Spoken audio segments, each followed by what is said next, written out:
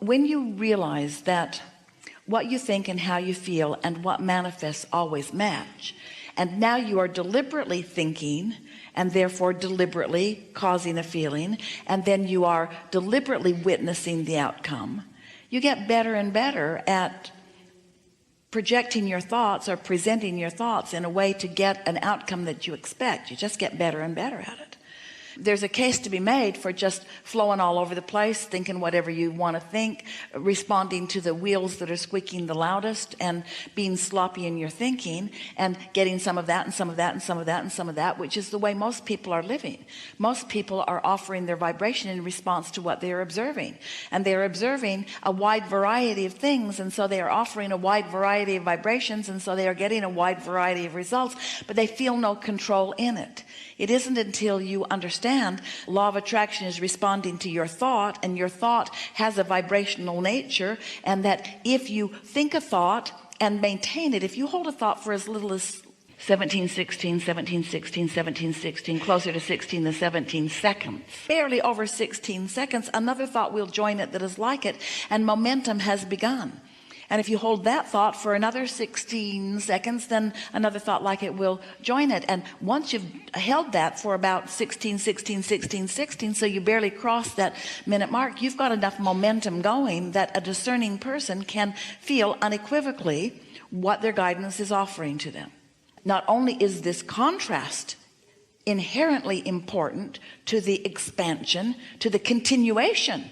There can be no continuation if there is no expansion. So the very eternalness that we are all talking about is dependent upon contrast that causes discernment, that causes choices, that causes energy to flow, that causes focus, that causes law of attraction to bring to it the manifestation. Everything would cease to be without contrast and discernment of the contrast. And satisfaction matters so much. That's the piece that humans want to leave out. We say to you, there's this triad of intentions, this perfect triad of intentions of freedom and growth and joy. You've got to find a way to be more of a match to the vortex and less of a match to what is, which means you've got to pay more attention to how you feel and less attention to what you're looking at. We want you to find a way to not need the manifestation right now. Because if you need it to be right now, if you say, I just can't stand it another minute, I've been wanting it for so long and it must come to me now.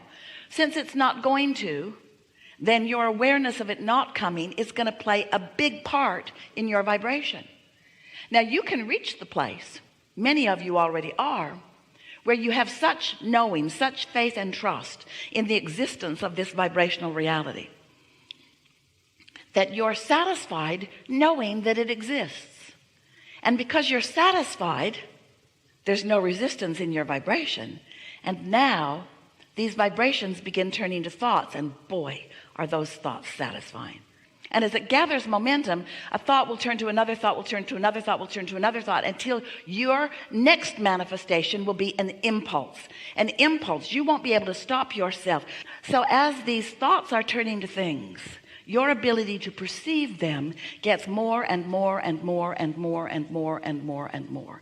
And what we really want you to hear from this conversation is the deliciousness of this thought turning to thing, and you're satisfied. And then law of attraction brings more, and you're more satisfied. And then law of attraction brings more.